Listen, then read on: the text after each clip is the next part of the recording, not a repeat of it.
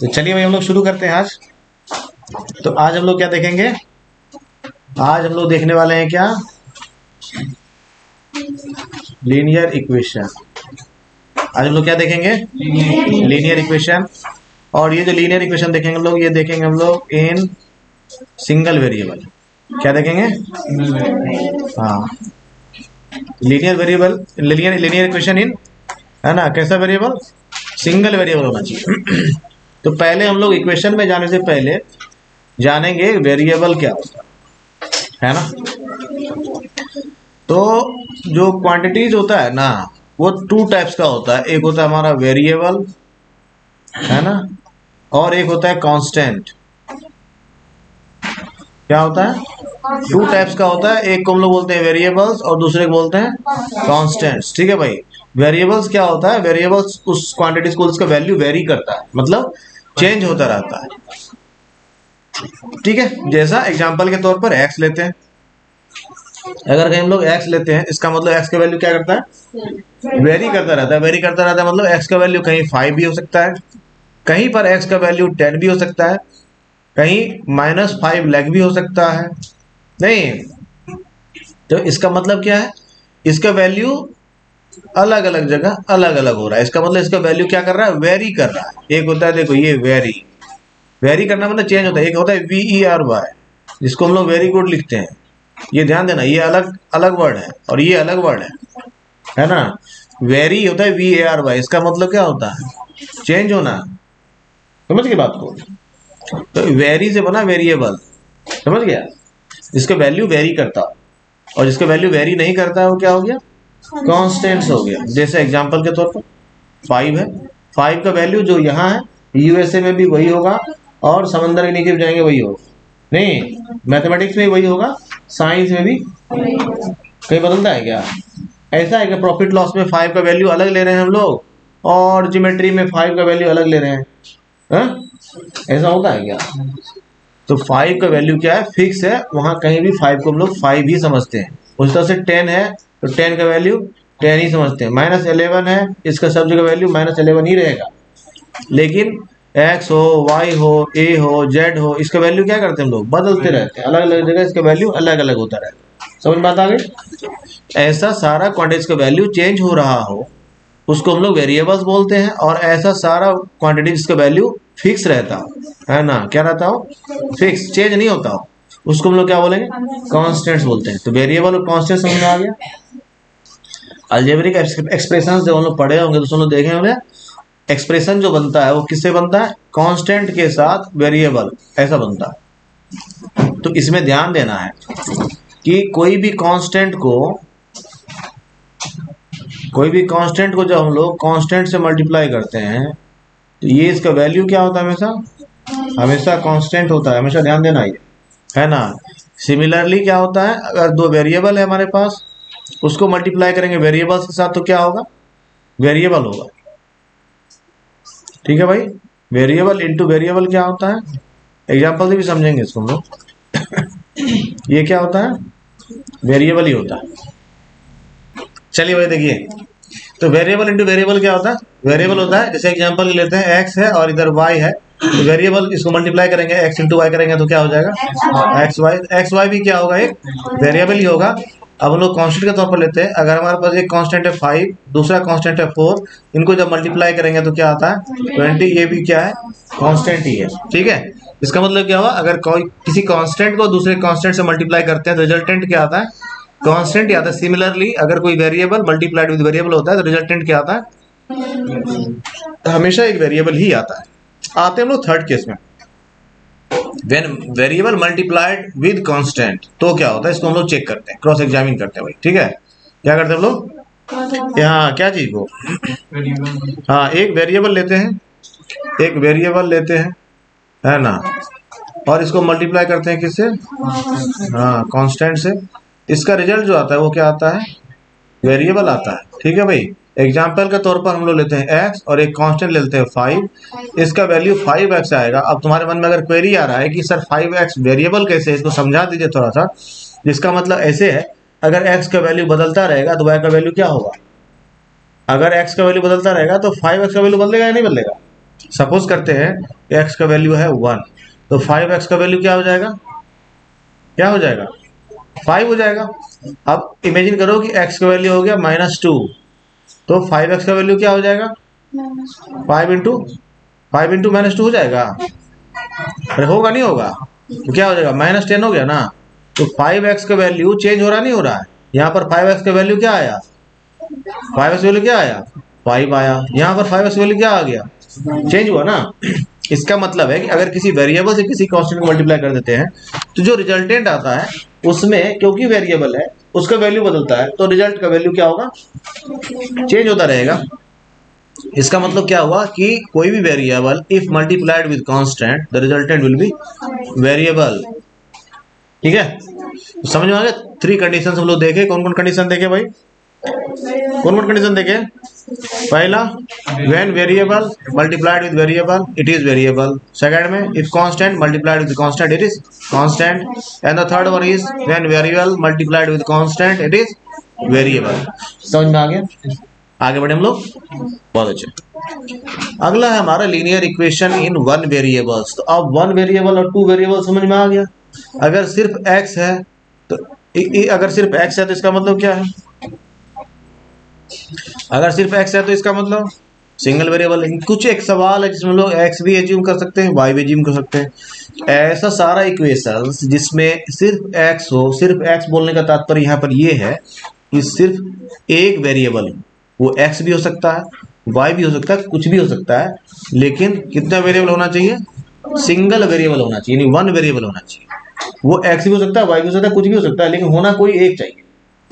यानी एक ही प्रॉब्लम में x और y दोनों नहीं होना चाहिए। इस तरह का जो इक्वेशंस होता है उसको हम लोग क्या बोलते हैं, सिंगल वेरिएबल वाला इक्वेशंस बोलते हैं। लीनियर इक्वेशन क्यों बोलते हैं बताओ। अब इसमें एक टर्म तो वेरिएबल समझ में आ गया, सिंगल वेरिएबल समझ में आ गया। अब एक टर्म है इक्वेशन और एक टर्म है लीनियर, इन दोनों को भी समझना है, तो ये सारी चीज समझना जरूरी है। ठीक है, क्या टर्म था हमारे पास, हाँ एक टर्म था हमारे पास, कहाँ गया भाई, एक टर्म था हमारे पास, हाँ भाई एक टर्म हमारे पास क्या था, पहला था हम लोग को वेरिएबल, पहला क्या था वेरिएबल्स, ठीक है। दूसरा था फिर है ना सिंगल वेरिएबल, ठीक है। कांस्टेंट भी हम लोग समझे, लेकिन हम लोग को एक्चुअली कहाँ आना है, वेरिएबल के बाहर आना, तो फिर सिंगल वेरिएबल देखे हम लोग। अब हम लोग क्या समझेंगे, है ना, हाँ इक्वेशन क्या होता है, ठीक है भाई। उसके बाद हम लोग समझेंगे लीनियर इक्वेशन क्या होता है, ठीक है। तो पहले अभी हम लोग समझेंगे किसको, इक्वेशन को, है ना, क्या समझेंगे, इक्वेशन को समझेंगे, है ना, किसको समझेंगे, इक्वेशंस को। तो थोड़ा ध्यान देना है, इक्वेशन को समझने के लिए थोड़ा हम लोग जाएंगे पीछे, कहाँ जाएंगे, हाँ पीछे मतलब कितना पीछे, पीछे मतलब हाँ लॉन्ग लॉन्ग अगो। तुम देखते होगे अभी भी यूज होता है, तुम जाते होगे मार्केट ना, तो देखते होगे तुम्हारा जो सब्जी बेचने वाला आदमी है उसके पास इस तरह का एक डिवाइस रहता है ना, क्या रहता है, बता रहा हूँ ना अभी, उसके पास इस तरह का एक डिवाइस रहता है ना, और उसके पास इस तरह का डिवाइस में एक बनाने के साथ तुम समझ जाओगे, है ना, रहता है इस तरह का एक डिवाइस, नोटिस किए हो। इसमें क्या करता है वो, खाना खाता है, क्या करता है, तो हाँ समझ में आता ही ना। इसको हम लोग क्या बोलते हैं, बैलेंस बोलते हैं, तराजू बोलते हैं, है ना। इसमें अगर तुमको 1 केजी सब्जी चाहिए तो क्या करता है, इधर 1 केजी का वो प्रीडिफाइंड जो उसके पास रहता है ना, उसको रख देता है, क्या समझे, और इधर उसके कंपैरिजन में वो क्या करता है, वेजिटेबल्स डाल देता है, और जब ये बैलेंस हो जाता है वो क्या करता है, तुमको दे देता है। इक्वेशन भी ऐसा ही है, ठीक है। इक्वेशन क्या है, बैलेंस ही है। इक्वेशन में ये जो जगह है इसके जगह हम लोग इक्वल साइन डालते हैं, और कुछ एक क्वांटिटी इधर डालते हैं और कुछ एक क्वांटिटी इधर डालते हैं, ठीक है। और जो बैलेंस का ये कंडीशन होता है वो वाला कंडीशन क्या कहलाता है, इक्वेशन कहलाता है। इक्वेशन का मतलब क्या होता है, इक्वेशन का मतलब होता है बैलेंस्ड, ठीक है भाई। बैलेंस मतलब कौन कौन बैलेंस होगा, इसको हम लोग क्या कहते हैं, LHS बोलते हैं और RHS बोलते हैं। ये जो तुम्हारा राइट हैंड साइड है इसको RHS बोलते हैं, और जो तुम्हारा लेफ्ट हैंड साइड में इसको क्या बोलते हैं, LHS बोलते हैं। तो इक्वेशन का मतलब समझ में आ गया। इक्वेशन जब भी होगा उसमें 2 पार्ट्स होगा, one part is called LHS, another part is called RHS, and both part will be separated by equal sign, है ना। इक्वल साइन से उसको सेपरेट करते हैं, किसको, LHS और RHS को। और अगर LHS इक्वल टू RHS है तभी उस कंडीशन में इसको क्या बोलेंगे, इक्वेशन बोलेंगे। अगर ये बैलेंस नहीं है ये इक्वेशन भी नहीं है। समझ में आया, इक्वेशन समझ में आया। अब है कि इक्वेशन का मतलब क्या होता है, इसीलिए बैलेंस्ड, इसीलिए इसका मतलब क्या है, इक्वल। इसका मतलब क्या है, तो चलिए भाई समझ में आ गया, इक्वेशन समझ में आया। अब है लीनियर इक्वेशन। अब लीनियर समझना है। लीनियर कहां से आया, लीनियर आया लाइन से। लीनियर कहां से आया, लाइन सबको पता है, लाइक दिस। तो जब भी इक्वेशन ऐसा एक लाइन में हो उसको हम लोग क्या बोलते हैं, लीनियर बोलते हैं। फिर क्या बोलते हैं उसको, लीनियर बोलते हैं। जैसे एग्जांपल देता हूं समझ में आ जाएगा। जैसे मान लो 5/3x प्लस y या plus 8 equal to 10। Single variable हम लोग ले रहे हैं इसीलिए हम लोग यहाँ y नहीं लिखे। अगर यहाँ y लिखते वो लीनियर इक्वेशन बनाते उसको, लेकिन 2 वेरिएबल्स का हो जाता। ठीक है, अभी देखो ये है ना, ये इक्वेशन जो है ये सिंगल वेरिएबल का तो है क्योंकि इसमें एक ही वेरिएबल दिख रहा है, क्या, x। जैसे देखो 2x plus y equal to 8 ऐसा लिखते हैं अगर, तो ये लीनियर तो है लेकिन इसमें वेरिएबल कितना है, 2 वेरिएबल दिख रहा है। कौन कौन है ना, नहीं दिख रहा है क्या, 2 वेरिएबल कौन कौन है हमारे पास, x भी है और y भी है। इसको हम लोग क्या बोलेंगे, लीनियर इक्वेशन ऑफ 2 वेरिएबल्स। क्या बोलेंगे, समझ में आ गया। अब है कि अगर कहीं लिखा हुआ है 3x प्लस 1 इक्वल टू 8 ऐसा लिखा हुआ है, ये क्या है, linear equation of single variable है, 1 है, सिर्फ एक ही वेरिएबल है ना, कौन, x है, सिर्फ इसमें नहीं है, इसमें सिर्फ क्या है, सिर्फ इसमें क्या भाई, x है। तो ये क्या हो गया, लीनियर वेरिएशन, लीनियर इक्वेशन हो गया कितना वेरिएबल्स का, 1 वेरिएबल का, सिंगल वेरिएबल का। अब आज हम लोग इस तरह के केस को डिस्कस करते हैं। इस केस में क्या है कि जो वेरिएबल्स लिखा हुआ है ना वो फ्रैक्शन के टर्म में लिखा हुआ है, इसको हम लोग लीनियर इक्वेशन नहीं बोलते हैं, इसको हम लोग लीनियर बनाते हैं, है ना। इसको लीनियर बनाने के लिए हम लोग क्या करते हैं, फ्रैक्शंस को हटाते हैं। समझ में आते हैं क्या करते हैं, इसको फ्रैक्शंस को हटाते हैं। फ्रैक्शंस को हटा के फिर इसको हम लोग जब इस फॉर्मेट में ले आते हैं तो फिर इसको हम लोग क्या बोलते हैं, लीनियर बोलते हैं। बात समझ में आ गई, तो लीनियर समझ में आया, इक्वेशन से समझ में आ गया, वेरिएबल समझ में आ गया, सिंगल वेरिएबल समझ में आ गया। अब समझ में आ गया अच्छे से लीनियर वेरिएबल क्या, लीनियर इक्वेशन क्या होता है, इन वन वेरिएबल, यस और नो, बहुत अच्छे, समझ में आया। तो अब हम लोग क्या समझ चुके हैं, हम लोग समझ चुके हैं बहुत अच्छे से क्या, कि लीनियर इक्वेशन जो होता है 1 वेरिएबल का वो क्या होता है। ठीक है भाई, समझ गए बात को, क्या समझ गए, लीनियर इक्वेशन इन। चलिए भाई आगे देखिए। तो इसमें इक्वेशंस हम लोग देख लिए, इक्वेशंस क्या हो गया, कोई भी अलजेब्रिक एक्सप्रेशन जो है अगर इक्वल साइन के साथ है तो उसको हम लोग क्या बोलेंगे, इक्वेशन बोलेंगे। उस इक्वेशन में जो लेफ्ट साइड है उसको हम लोग क्या बोलेंगे, LHS बोलेंगे, राइट हैंड साइड, और जो राइट साइड है उसको हम लोग RHS बोलते हैं। ठीक है, और ये सेपरेट होता है किससे, इक्वल साइन से। ठीक है भाई, इसको हम लोग क्या बोलते हैं, इक्वेशंस बोलते हैं। ठीक है, और उसके बाद इसमें क्या होता है, वेरिएबल्स होता है। ठीक है, इक्वेशन के लिए नेसेसरी कंडीशन हो गया, उसमें 2 साइड होना चाहिए और बीच में इक्वल का साइन होना चाहिए। इसका इक्वल साइन का मतलब ये होता है कि दोनों ही साइड इक्वल भी होना चाहिए। ठीक है, 1 वेरिएबल का मतलब है उसमें सिर्फ और सिर्फ एक ही वेरिएबल होना चाहिए, इधर x और y। ठीक है, x y एक साथ नहीं होना चाहिए। समझ बात आ गई। तो लीनियर इक्वेशन क्या होता है, जो एक लाइन में होता है, एक लाइन में मतलब डिग्री जिसका 1 हो, है ना। डिग्री क्या होता है इसको समझ लेते हैं थोड़ा सा। चलो सपोज करते हैं हम लोग कुछ एक वेरिएबल्स है, जैसे हमारे पास 5x² है और 2x है या 3x टू द पावर 4 है, ऐसा एक्सप्रेशंस बहुत सारा लिखा हुआ है। ठीक है, तो इसको हम लोग क्या किए, ऐड कर दिए या सब्ट्रैक्ट कर दिए। मान लो यहाँ प्लस का साइन दे दिए, यहाँ माइनस साइन दे दिए, ऐसा अगर कुछ लिख दिए। अगर हमको पूछा कि इस पूरे एक्सप्रेशन का डिग्री क्या है, ठीक है, तो डिग्री क्या होता है इसको समझ लेना है। डिग्री समझने से समझ में आएगा लीनियर इक्वेशन अच्छे से।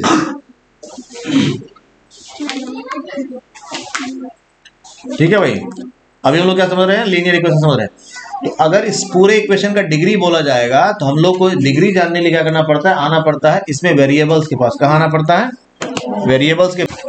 देखिए भाई, कुछ एक काम कीजिए लेकिन कुछ एक काम नहीं कीजिए। कुछ एक काम में क्या है, जैसे ठीक है हम लोग मना करते हैं कि टीवी मत देखो या फोन कम चलाओ, लेकिन ठीक है वो कंसिडरेबल है। इसलिए कंसिडरेबल है कि मना करना अलग बात है। जैसे एग्जांपल देता हूँ, ये नहीं कि मतलब हम लोग बचपन में थे तो एकदम हरिश्चंद्र ही थे, ऐसा भी नहीं है ना। मतलब हम लोग एक्सेप्ट करते हैं इस चीज को, एक्सेप्ट ये करते हैं कि उस समय में जो हमारे पास इंटरटेनमेंट का साधन था, क्या उसको हम लोग एक्सेस नहीं करते थे, करते थे, ऐसा नहीं करते। और आज इतना इजीली एक्सेसिबल है, उस समय इतना इजीली एक्सेसिबल नहीं था, फिर भी करते थे।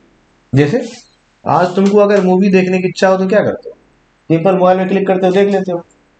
नहीं, थोड़ा आसान काम है ना। हमारे समय में हमको मूवी देखना होता था, हॉस्टल का दीवार कूद के है ना जाना, जंगल में भागना, तब जा करके देखना। तो तुमसे ज्यादा एडवेंचर करके रखते थे।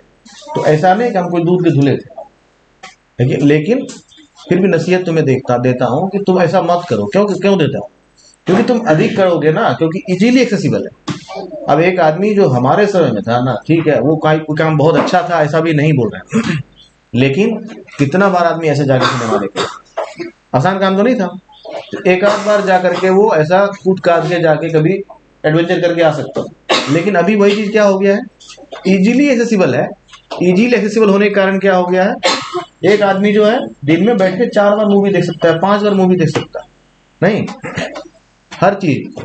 अब हमारे समय में क्या था, तुम जाओगे ज्यादा ज्यादा खेलोगे, ऐसा नहीं था हम लोग खेलते नहीं थे, दिन भर बर्बाद हो जाता था खेलने में। लेकिन ठीक है कुछ फिजिकल वर्क हो जाता था। अभी मोबाइल में बच्चा गेम खेलता है, उसके लिए ना तुमको पार्टनर ढूंढने की जरूरत है, ना टीम ढूंढने की जरूरत है। इसमें भी पॉसिबिलिटी क्या है कि तुम ज्यादा से ज्यादा समय आसानी से वेस्ट कर सकते हो। इसीलिए मना करता हूँ, है ना। ऐसा नहीं कि वो काम हम नहीं किए या हम नहीं करते थे, या उसमें हमारा टाइम खराब नहीं किया, हम किए हैं। लेकिन अगर कंपेयर करेंगे ना इस जनरेशन में, तो इस जनरेशन में ये काम हो गया बहुत कन्वीनियंट। तो तुम्हारा टाइम बहुत आसानी से ड्रेन हो सकता है, तुमको पता भी नहीं चलेगा।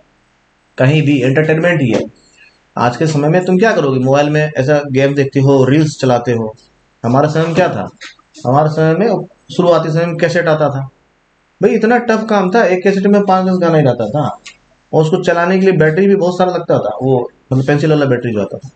लेकिन हम लोग उसको भी खरीद के, वॉकमैन आता था ऐसे करके, फिर भी बजा के सुनते थे ना। फिर है ना, हॉस्टल में भी लोग सब रेडियो ही चलाता था, चोरी पे जो ही चलाता था। हर आदमी कुछ ना कुछ खेल कर रहा था अपने समय।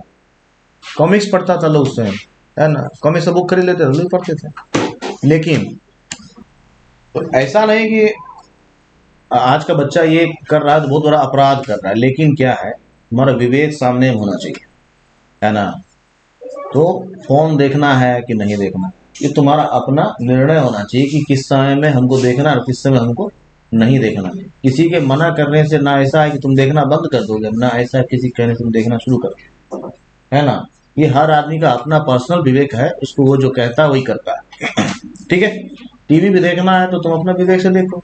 हमारे समय तो टीवी देखना इतना टफ था नहीं। हम हॉस्टल में रहते लोग, उसे वीसीआर वगैरह चलता था, हम लोग मार्केट से उसको लाता था, फिर भी देखता था। तो उसको देखता था ना, तो फिर भी थोड़ा सा ठीक था क्या कि उसको हमेशा आप नहीं कर सकते, वीकली कर सकते थे। लेकिन अभी क्या हो गया, वो चीज बहुत कन्वीनियंट हो गया, ऐसा सिंगल क्लिक में सब आ जाता है। तो तुमको क्या ज्यादा अवेयर रहना पड़ेगा, है ना। तो यही चीज है, तो अपना अपना समझदारी से काम करना है। ठीक है भाई, आते हैं रास्ते पर। तो ये हो गया हमारा एक्सप्रेशन, ठीक है। अब इसमें है डिग्री। तो अब देखना कहाँ आते हैं हम लोग, अगर किसी भी इक्वेशन में डिग्री ढूंढना है तो कहाँ आएंगे, वेरिएबल्स के पास आएंगे। किसके पास आएंगे, ये हो सकता है कि मल्टीपल वेरिएबल्स हो। जैसे ये एक इक्वेशन इसमें सिंगल वेरिएबल है, ये भी हो सकता है कि इसमें 5x² प्लस 9y ऐसा लिख दिए, मान लो क्या लिख दिए, और ऐसा z पावर 4 ऐसा लिख दिए। मल्टीपल वेरिएबल्स हो सकता है, ठीक है। लेकिन हम लोग जब डिग्री की बात करेंगे तो हम लोग आते हैं वेरिएबल्स के पास, चाहे वो सिंगल वेरिएबल हो चाहे मल्टीपल वेरिएबल्स हो। और उसके बाद आते हैं वेरिएबल्स के पावर को देखते हैं। तो इसमें पावर कितना है 2, इसमें पावर कितना है नहीं कुछ है तो 1 है, इसमें पावर कितना है, और मान लो यहाँ +5 है तो इसमें पावर कितना है 0 है ना। Anything raise to power 0 is 1 नहीं, तो 5 की पावर 5 पे अगर कुछ नहीं तो क्या क्या पावर है, अरे भाई 1 है। अभी जस्ट बताया ना कि कोई भी नंबर पे पावर 0 का वैल्यू होता है 1। अगर 5 पे पावर 0 डाल देंगे उसका वैल्यू क्या हो जाएगा, हाँ इसका वैल्यू हो जाएगा 1। ये हमेशा ध्यान देना। तो ऐसा मान लेते हैं कि ऐसा हमारे पास एक सेट ऑफ एक्सप्रेशंस दिया हुआ है। अगर इसमें डिग्री की बात करेंगे हम लोग, इस पूरे इक्वेशन का डिग्री क्या होगा, जो किसी भी वेरिएबल पे जो हाईएस्ट पावर है ना। तो इस पूरे इक्वेशन में एक्सप्रेशन में देखो, इक्वेशन नहीं बोलेंगे इसको एक्सप्रेशन बोलेंगे, ठीक है। एल्जेब्रिक एक्सप्रेशंस और इक्वेशन में अंतर होता है, ध्यान देना। इक्वेशन जो है उसमें 2 साइड होना चाहिए और बीच में इक्वल का साइन होना चाहिए, उसको हम लोग इक्वेशन बोलते हैं। लेकिन अगर इस तरह से सिंपली लिखा हुआ है इसको हम लोग इक्वेशन नहीं बोल सकते, इसको हम लोग एक्सप्रेशंस बोलते हैं, ठीक है। और इसमें इंडिविजुअल जो एक एक है इसको हम लोग क्या बोलते हैं, इसको हम लोग टर्म बोलते हैं। क्या बोलते हैं, तो इंडिविजुअली एक अलजेब्रिक टर्म है और इसका जो कॉम्बिनेशन हो गया प्लस और माइनस से, इसको हम लोग अलजेब्रिक एक्सप्रेशंस बोलते हैं। और इसके बीच में अगर इक्वल का साइन आ गया तो इसको हम लोग इक्वेशन बोलते हैं। तो 3 चीज समझ में आया, टर्म, एक्सप्रेशंस और इक्वेशन। अब ध्यान देना भाई, तो इसमें जो हाईएस्ट डिग्री है, हाईएस्ट पावर है, उसको हम लोग इस पूरे इक्वेशन का डिग्री बोलते हैं, डिग्री ऑफ द इक्वेशन। अब हमसे अगर कोई पूछे कि डिग्री ऑफ द इक्वेशन क्या है, डिग्री ऑफ द इक्वेशन पूछे इसका, तो भी क्या होगा 4 ही होगा, क्योंकि हम लोग आएंगे वेरिएबल्स के पास और हाईएस्ट पावर देखेंगे तो क्या है 4 है। आएंगे फिर इस इक्वेशन में, फिर हम लोग अलग अलग वेरिएबल्स के पास जाएंगे, लेकिन जो हाईएस्ट डिग्री है वो हमारा क्या है, ये जो हाईएस्ट पावर होता है ना, इसको डिग्री ऑफ द इक्वेशन बोल देते हैं या डिग्री ऑफ द एक्सप्रेशन बोल देते हैं। समझ में आ रहा है। तो जब भी किसी लीनियर इक्वेशन में हम लोग आते हैं, अगर उसका डिग्री y पे पावर कुछ नहीं है तो क्या है, x पे पावर कुछ नहीं है तो क्या है, इसका हाईएस्ट, इसका डिग्री क्या हो गया, अरे इसका डिग्री क्या है 1 है, इसका डिग्री क्या है 1 है।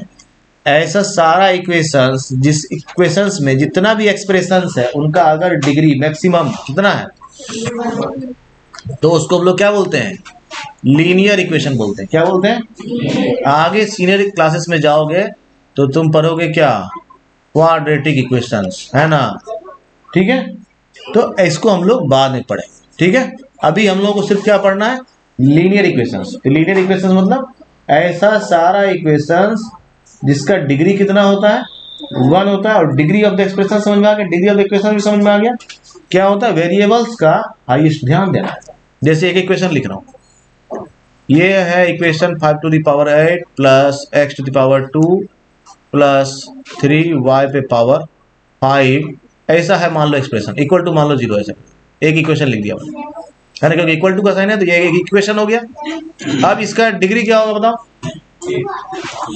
इसका डिग्री तुम्हें लग रहा है कि 8 है, मैं लेकिन बार बार तुम्हें समझाया कि क्या करना है, डिग्री जानने के लिए वेरिएबल्स के पास जाना है। ये कांस्टेंट है भाई, ये वेरिएबल नहीं है। इसका डिग्री को नहीं देखते हैं, इसका पावर को मतलब नहीं देखते हैं। समझ गए बात को। किसी भी इक्वेशन का डिग्री फाइंड करने के लिए किसके पास जाना होता है, वेरिएबल्स के पास जाना होता है, कांस्टेंट के पास नहीं जाना होता है। कांस्टेंट कितना भी पावर है वो मीनिंगलेस है। If you want to find a degree of the equation you have to go to variables, है ना। तुमको किसको कांटेक्ट करने की जरूरत है, वेरिएबल्स को कांटेक्ट करने की जरूरत है। और फिर उस वेरिएबल्स में फाइंड करना है कि किस वेरिएबल्स का हाईएस्ट पावर है। तो यहाँ पर अगर y का हाईएस्ट पावर है तो ये पावर 5 जो यानी 5 जो हो जाएगा वो इस इक्वेशन का क्या हो जाएगा, डिग्री हो जाएगा। समझ बात आई।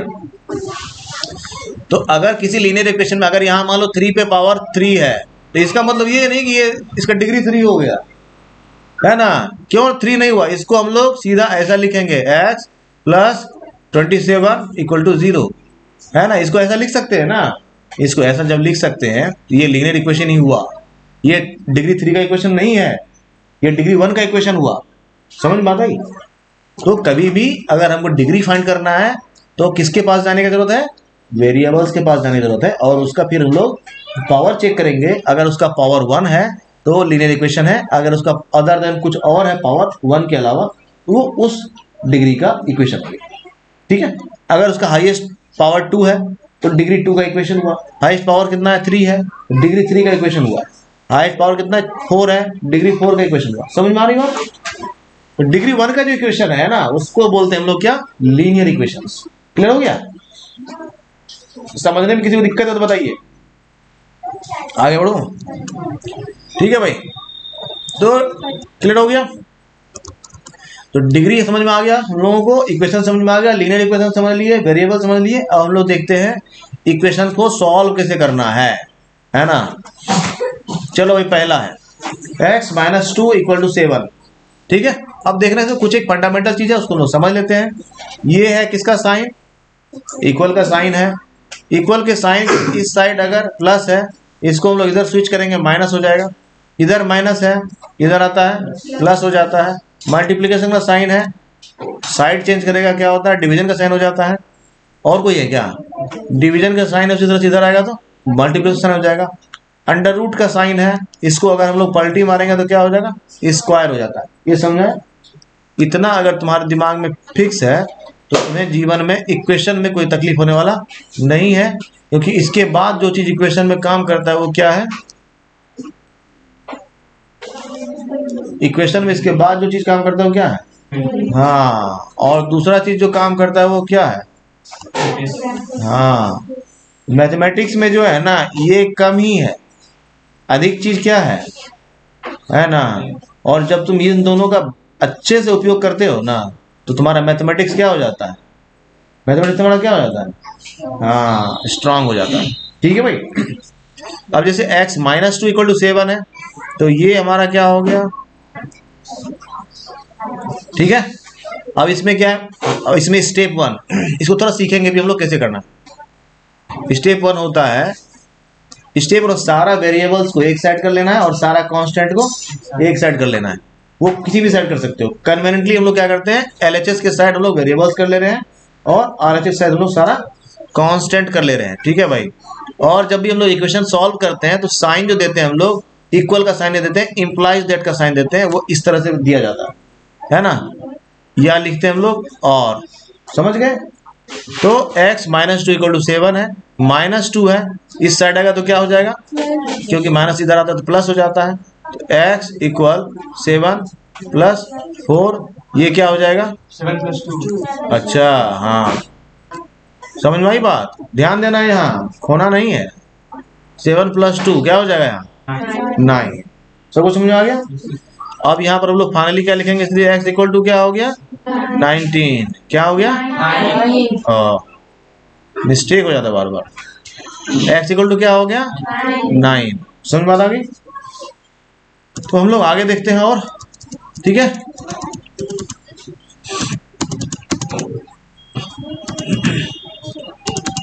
ठीक है, देखो भाई, एक है प्रोसेस। प्रोसेस क्या है उसको समझते हैं। हम लोग क्या कर सकते हैं इक्वेशन में, अभी हम लोग क्या देखें, इक्वेशन में अगर हमारा इक्वल का साइन है तो इधर प्लस है, इधर आएगा तो क्या हो जाएगा माइनस, इधर माइनस है, इधर आ जाएगा तो क्या हो जाएगा प्लस, और इधर मल्टीप्लिकेशन इधर आ जाएगा तो क्या हो जाएगा, और इधर डिवीजन इधर आ जाएगा तो क्या हो जाएगा, बहुत अच्छे, और इधर अंडर रूट है इधर आ जाएगा तो क्या हो जाएगा, हाँ, बहुत अच्छे। अब समझना ऐसा क्यों होता है ना, ऐसा क्यों होता है ये भी समझना जरूरी है। तो इसको हम लोग समझेंगे इसी इक्वेशन।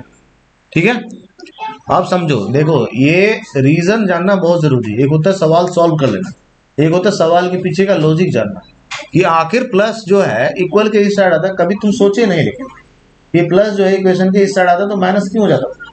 WHY लगाना चाहिए था, क्या क्या लगाना चाहिए था, हाँ, क्या लगाना है हमेशा, क्योंकि ये मैथमेटिक्स है भाई, साइंस है, मैथमेटिक्स है, इसको कैसे पढ़ना है, लॉजिकली पढ़। तो भाई देखिए, समझिए इसको कैसा क्यों होता है। देखो एक चीज मात्र याद रखना है, फंडामेंटल चीज, वो फंडामेंटल चीज ये सब नहीं है जो मैं तुम्हें बता रहा हूँ कि इसको याद रखो, कुछ याद रखने की जरूरत नहीं है। अगर तुम इक्वेशन सॉल्व करने जाते हो तो तुमको बस एक चीज याद रखना है कि ये है LHS और ये है RHS, है ना, दोनों क्या है इक्वल है। तो तुमको बस ये ध्यान रखना है कि तुम क्या कर सकते हो, दोनों तरफ सेम चीज ऐड कर सकते हो, सेम चीज सब्ट्रैक्ट कर सकते हो, सेम चीज मल्टीप्लाई कर सकते हो, सेम चीज डिवाइड कर सकते हो, है ना। Just like the balance. अगर ये बैलेंस है हमारा तो, और अगर ये बैलेंसिंग कंडीशन में है और इसको हम बैलेंसिंग कंडीशन में रखना चाहते हैं तो हमको क्या करना पड़ेगा, अगर मान लो इधर हम 1 kg डाल रहे हैं, इधर भी अगर हम 1 kg डाल दें तो इसका बैलेंसिंग कंडीशन मेंटेन रह जाएगा। इक्वेशन का बस इतना ही सिंपल सा रूल है, और इस सिंपल सा रूल से तुम्हें मैं सारा चीज समझा दूंगा अभी कि कैसे होता है। ठीक है, क्यों ऐसा करते हैं, समझ में आ गई। क्या याद रखना है बस कि LHS और HS 2 टर्म होता है, और इसके बीच में जो साइन है ये बहुत मीनिंगफुल साइन है, बस आपको इसकी मर्यादा का ध्यान रखना है। इसके लिए हम लोग क्या करते हैं, जब भी कुछ इधर ऐड करेंगे इधर भी करेंगे, है ना, जब भी कुछ इधर सब्ट्रैक्ट करेंगे इधर भी करेंगे, जब भी कुछ इधर मल्टीप्लाई करेंगे, जब भी कोई खेल LHS की तरफ करेंगे वही खेल समझ में आ रहा है ना, खेल एक टर्म है, इसका मतलब होता है जब भी कोई ऑपरेटर्स के साथ हम लोग इसके साथ कुछ भी काम करते हैं, add subtract multiply divide squaring, ऐसा कुछ भी करते हैं, खेल का मतलब समझ में आ गया ना। जब भी कोई खेल LHS के साथ करेंगे, सेम खेल हमको रिपीट करना पड़ेगा किसके साथ, RHS के साथ। ठीक है, इक्वेशन का बस इतना सा फंडामेंटल रूल है, इसको ध्यान रखना।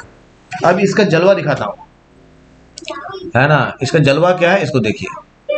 इसका जलवा भाई ये है कि जैसे मान लेता हूं एक इक्वेशन हमारे पास दिया हुआ है, देखिए भाई इक्वेशन है x - 2 = 7, है ना। अब है कि ये -2 इधर आएगा तो +2, मैं बताया ऐसा रट्टा मार लो, ऐसा रट्टा मारो क्यों, लेकिन इसको समझो। हम लोग इक्वेशन के दोनों साइड क्या कर सकते हैं, सेम चीज ऐड कर सकते हैं, है ना। अब इस -2 को अगर हमको इस साइड लाना है तो क्या करना है हमको, x - 2 इसमें हम ऐड कर देते हैं +2। अगर हम लोग LHS में +2 ऐड किए हैं तो RHS में भी क्या करना पड़ेगा, समझ बात आ रही है। अब जब इसको तुम ऐड करोगे तो -2 और +2 क्या हो जाएगा, लड्डू हो जाएगा, तो लड्डू को छोड़ दो और ये 9 हो। तो ऐसा क्यों होता है, समझ में आया, नहीं समझ में आया, ये देखो यहाँ, क्योंकि सेम चीज हम लोग ऐड कर सकते हैं दोनों साइड। अब चलो ये इक्वेशन दूसरे तरह का था, मान लो ये इक्वेशन है x + 2 = 7, है ना, क्योंकि हमको +2 को इस साइड लाना है, इसके लिए हम लोग क्या कर रहे हैं, x + 2 - 2 = अब इधर -2 किया तो इधर भी क्या करना पड़ेगा, -2 करना पड़ेगा। तो इक्वेशन ऐसे भी सॉल्व हो जाता है, और इक्वेशन एक्चुअली में ऐसे ही काम कर रहा होता है। हम लोग जो तरीका अपनाते हैं ना कि चलो ये -2 है, इक्वल के उस साइड ले जाएंगे, उसको प्लस कर लेंगे वगैरह वगैरह, ये सब क्या हमारा बाईपास तरीका है। But the process is this, है ना, we can add similar things in both the sides, we can subtract similar things in both the sides, similar quantity, समझ गए। अब फिर ये +2 और -2 क्या हो जाएगा, क्या हो जाएगा भाई, लड्डू, है ना। और ये 7 - 2 क्या हो गया, 5, क्या समझे। अब इसको तुम क्या करोगे, +2 है उधर जाएगा, ऐसा करके बताऊंगा तो क्या बताऊंगा भाई, LHS से RHS ले जाइए तो +2 - 2 हो जाता है। लेकिन रीजन उसके पीछे का ये है, यूं हो जाता है, इक्वेशन ऐसे सॉल्व होता है ना, तरीका ये है, क्या समझे। जैसे मान लो कि 5 है, x² है, ऐसा मान लेता हूं, या 25 है, 25x² = 7 है। तो हम लोग क्या करते हैं, इसको अगर हम लोग को अंडर करना पड़ता है तो हम लोग क्या करते हैं, या इसको अंडर करना है तो इसको स्क्वायर को इधर ले आएंगे, तो या x² इधर आएगा तो क्या हो जाएगा, क्या हो जाएगा, क्या हो जाएगा, मान लेता हूँ ऐसा, ये 7 है मान लो, 1 ऐसा 7 या x² / 7, है ना, ऐसा है। तो हम लोग क्या करते हैं, इसको इधर भाई डिवीजन में है, उधर ले जाओ मल्टीप्लाई हो जाएगा, ऐसा बोलते हैं ना। तो इसको हम लोग लिखते हैं 7 × 7 हो जाएगा, ऐसा लिखते हैं ना, x² = 49 लिखते हैं। लेकिन कभी सोचे ऐसा क्यों होता है, ऐसे इसलिए होता है कि x² / 7 = 7 जो है, हम लोग एक्चुअली क्या कर रहे होते हैं ना, हम लोग 7 दोनों साइड मल्टीप्लाई कर रहे होते हैं, है ना। समझो जरा सा ऐसा क्यों होता है, x² / 7 × 7 किया LHS में, तो RHS में भी × 7 करने का है। अब ये कैंसिल हो गया, क्या बचा इधर, x² = 49 बचा। तो ये ऐसे ही किए यहाँ पर, ये क्यों किए समझ में आया, we actually multiplied similar quantity both the sides, LHS and RHS, ठीक है। अब हम लोग करते हैं स्क्वायरिंग बोथ साइड। अब हम लोग करते हैं, अगर x² = 49 है, हम लोग क्या करते हैं, सिंपली चलो भाई दोनों को अंडर रूट कर दो, है ना, या इसका स्क्वायर हटेगा तो इधर अंडर रूट हो जाएगा, ऐसा हम लोग बोलते हैं। क्यों होता है? क्योंकि बराबर के LHS के और RHS में दोनों चीज हम लोग कर सकते हैं। तो हम लोग क्या करते हैं, एक्स स्क्वायर इक्वल टू 49 अगर है तो ये हम लोग क्या करते हैं, स्क्वायर हटेगा तो अंडर रूट 49 हो जाएगा। ऐसा क्यों होता है? ऐसा इसलिए होता है by squaring LHS and RHS। अगर इसको अंडर रूट करेंगे एक्स स्क्वायर का वैल्यू हो जाएगा एक्स और अंडर रूट 49 का वैल्यू हो जाएगा 7, इसीलिए ऐसा करते हैं। तो फंडामेंटल चीज जो दिमाग में रखना है, वो दिमाग में रखने वाली बात यहाँ ये है, बस ये याद रखना है कि इक्वेशन किसको कहते हैं। इक्वेशन में दो पार्ट होता है, एक LHS और RHS, and both part will separated by equal sign, दोनों क्योंकि इक्वल होता है। हम लोग क्या कर सकते हैं, LHS और RHS में similar things add subtract multiply divide कर सकते हैं, इसी पे पूरा इक्वेशन बनता है। ठीक है, ये जो चीज है ये तुम्हारा एक कन्वीनियंस है बस, है ना, ये कोई फंडामेंटल रूल नहीं है। फंडामेंटल रूल वही है जो अभी बताया। समझ बात आ गई? यहाँ तक कोई दिक्कत है क्या? दिक्कत है तो बताओ भाई, दिक्कत है? हाँ तो आगे बढ़े क्या? चलिए भाई हम लोग इक्वेशन पे आते हैं, सॉल्व द इक्वेशंस। पहला है हमारा y + 3 = 10, फटाफट बनाओ। इसको प्रोसेस से बनाते हैं पहले। तो क्या करेंगे हम लोग, y + 3 है इक्वल 10 है, तो +3 को हमको हटाना है, क्योंकि हम क्या पता है पहला हमारा क्या रहता है, स्टेप 1 वेरिएबल्स को एक साइड लेना है, कांस्टेंट को दूसरे साइड लेना है। इस साइड वेरिएबल्स को लेने के लिए क्या करना पड़ेगा, कांस्टेंट को हटाना पड़ेगा। तो +3 को हटाने के लिए करना पड़ेगा -3 करना पड़ेगा। y इंप्लाइज दैट का साइन देना है, +3 है तो सिंपली -3 कर दो, क्योंकि -3 इस साइड की है तो -3 इस साइड भी करना पड़ेगा। y इक्वल टू क्या हो गया, सबको समझ में आ गया क्या? सबको समझ में आ गया? ठीक है भाई। या फिर इसका दूसरा तरीका सिंपल क्या है, y इक्वल टू ये +3 है, इधर आएगा तो क्या हो जाएगा -3 और फिर 7। तो एक तरीका ये होगा तुम्हारे पास और एक तरीका ये होगा तुम्हारे पास। सबको समझ में आ गया? तो इसका इक्वेशन क्या होगा, और इसको हम लोग क्रॉस चेक भी कर सकते हैं। क्रॉस चेक कैसे करेंगे फिर, अगर y का वैल्यू 7 आया है तो हम लोग क्या करेंगे, अब आते हैं हम लोग अपने प्राइमरी इक्वेशन में और y के लिए 7 का वैल्यू डालते हैं। तो LHS हमारा क्या है, हमेशा किसी भी इक्वेशन को क्रॉस एग्जामिन किया जा सकता है। LHS का वैल्यू क्या है, y + 3 है, और RHS का वैल्यू क्या है हमारे पास 10 है। तो अगर y का वैल्यू 7 है और ये सही 7 है, सही वैल्यू है, तो ये RHS के इक्वल हो जाएगा। तो ये LHS भी हमारा 10 और RHS भी हमारा 10 हो रहा है। इसका मतलब जो हमारा आंसर हुआ है वो क्या है, करेक्ट है। समझ गए बात को? Now we have next equation, that is 6 = z + 2, है ना। क्या इक्वेशन हमारा 6 = z + 2। देखो भाई इक्वेशन जो है इसमें किसी को भी हम लोग LHS बना सकते हैं, किसी को हम लोग RHS बना सकते हैं, ये ध्यान देना।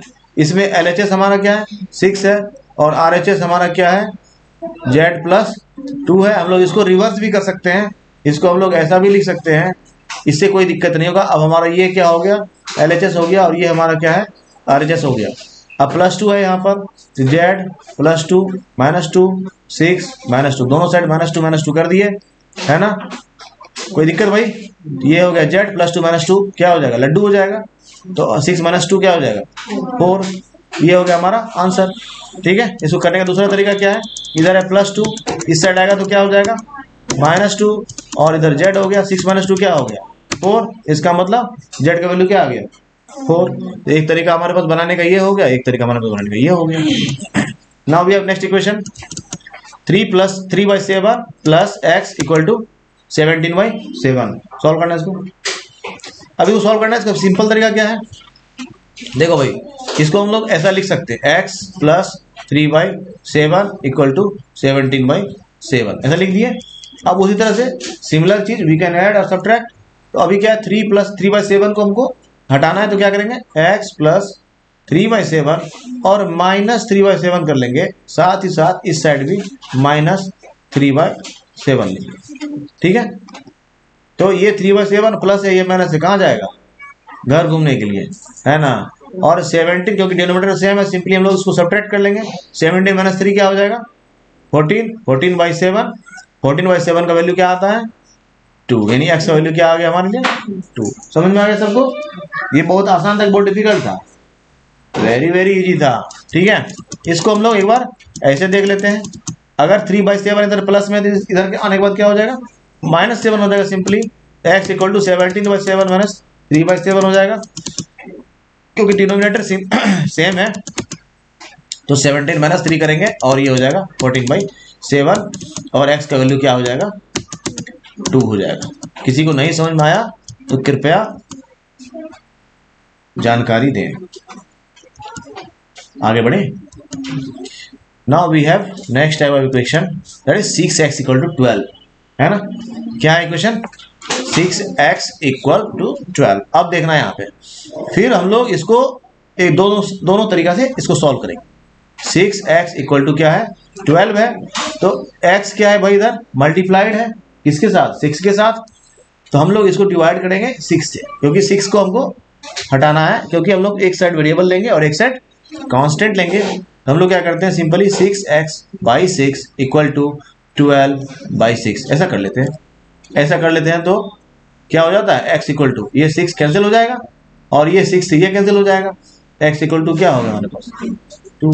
किसी को ना समझ में आया हो तो बोले, है ना। दूसरा तरीका क्या है, हम लोग जानते हैं कि इक्वल टू के इस साइड अगर मल्टीप्लिकेशन इधर क्या होता है, डिवाइड हो जाता है। x क्या है, इधर मल्टीप्लाइड है, x 6x अगर लिखा हुआ है, इसका मतलब क्या है, 6 × x लिखा हुआ है। ठीक है, समझ में आया। तो 6 इधर इंटू में था, उधर जाएगा तो डिवाइड हो जाएगा, तो 12/6 हो जाएगा सिंपली। तो x इक्वल टू हम लोग क्या लिख सकते हैं, x इक्वल टू हम लोग क्या लिखेंगे भाई, 2। तो एक हमारे पास ये तरीका हो गया, दैट इज एक्चुअल प्रोसेस, और एक हमारा ये जिससे हम लोग प्रोसेस से बनाते हैं, है ना। ठीक है, नेक्स्ट क्वेश्चन देखिए, t/5 equal to 10। t/5 equal to 10 जल्दी बनाना है।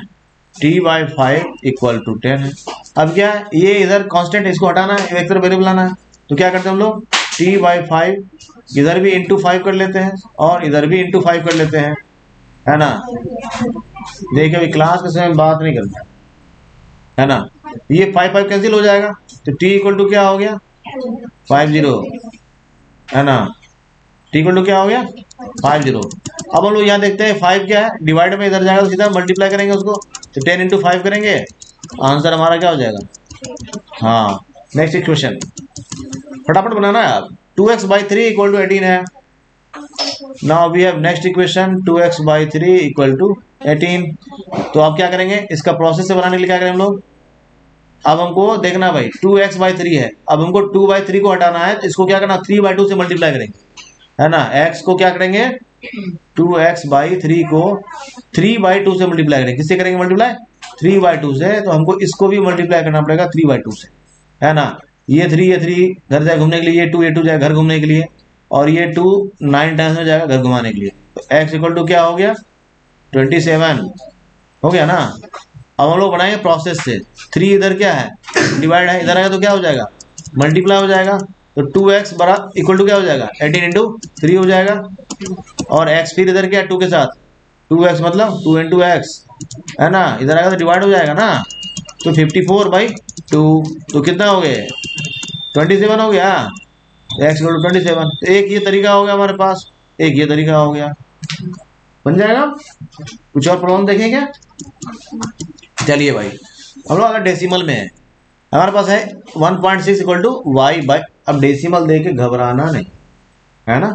डेसिमल देख करके अगर घबराहट हो रही हो तो डेसिमल को क्या कर देना है, उड़ा देना है। क्या कर देना है, उड़ा देना है। और डेसिमल को उड़ाने का तरीका होता है कैसे, पहले पिंजरा खोलना है, फिर उसको धीरे से पकड़ के निकालना है। ऐसा होता है क्या, नहीं। डेसिमल चिड़िया थोड़ी है, ध्यान दीजिए भाई। डेसिमल को उड़ाने का तरीका ये होता है, देखिए भाई, ऐसा है y/। इसको मैं LHS को RHS और RHS को LHS बना रहा हूँ, है ना, क्योंकि मैं ऐसा कर सकता हूँ, मेरे पास इतना पावर है। इतना पावर तुम्हारे पास भी, तुम भी कर सकते हो। देखो भाई, डेसिमल को उड़ाने का तरीका ये है, तुम बिना उड़ाए भी बना सकते हो और तुम उड़ा कर भी बना सकते हो। उड़ाना मतलब समझ रहे हो ना, है। उड़ाना मतलब गायब कर देना, है ना। अभी देखो यहाँ डेसिमल गायब हो जाए। हम लोग क्या करते हैं इसके लिए, y को क्या करते हैं, 10 से मल्टीप्लाई कर देते हैं, तो डेसिमल हमारा क्या हो जाता है, गायब हो जाता है ना।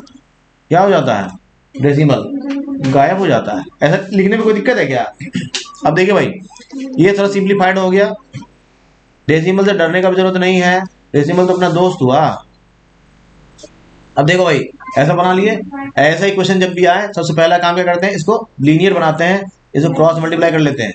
ठीक है, तो 10y इंटू 10 क्या हो जाएगा, 100y हो जाएगा, नहीं हो जाएगा, और 16 इंटू 15 हो जाएगा। किसी को अगर ना समझ में आ रहा हो तो कृपया अपना मुंह खोलिए, है ना।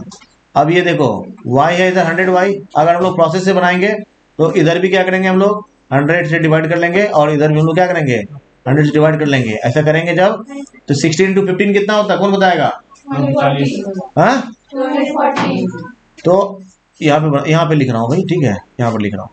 तो y इक्वल टू हो जाएगा 2.4 हो जाएगा, क्योंकि 240/100 है, ऐसा होगा इस साइड, तो 2.4 निकल जाएगा। समझ में आ गया? इसको हम लोग प्रोसेस से मल्टीप्लाई करके देखते हैं, क्योंकि प्रोसेस से बनाने बहुत आसान है। 1.5 इधर क्या है, डिवाइड में है, इधर जाएगा तो क्या हो जाएगा, मल्टीप्लाई हो जाएगा। तो y equal to simply 1.6 into 1.5, ये 2.4 हो गया आंसर। सिंपल, ऐसे बना सकते हो, है ना। क्या समझे? क्यों, बहुत डिफिकल्ट था क्या? डिफिकल्ट था भाई क्या? नहीं था। देखो भाई, प्रोसेस में भी तुम ऐसा बना सकते हो। देखिए भाई, एक बार और देख लेना। बिना डेसिमल को उड़ाई भी बना सकते हैं।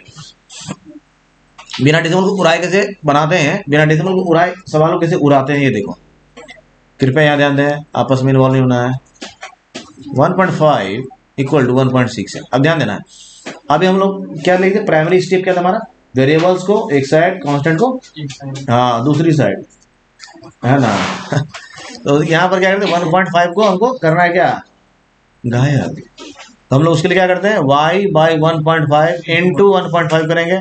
अगर इधर 1.5 से मल्टीप्लाई किया हो तो निश्चित तौर पर हमको इधर भी करना पड़ेगा। देखो भाई, पहले ही कर दिया हूँ, डरना नहीं इससे, है ना। ये 1.5 है, 1.5 क्या हो जाएगा, हाँ इधर क्या बच गया, हाँ इधर क्या बच गया, वही जो यहाँ किया। समझ में खेल आया? अरे समझ में आया, ठीक लिखा हो ना? हाँ बहुत अच्छे, ध्यान रखना है यहाँ। तो ठीक है, हमारा ऐसा आंसर हो गया भाई। तो चलिए भाई, आज के लिए इतना ही, बाकी हम लोग देखेंगे कल की क्लास में।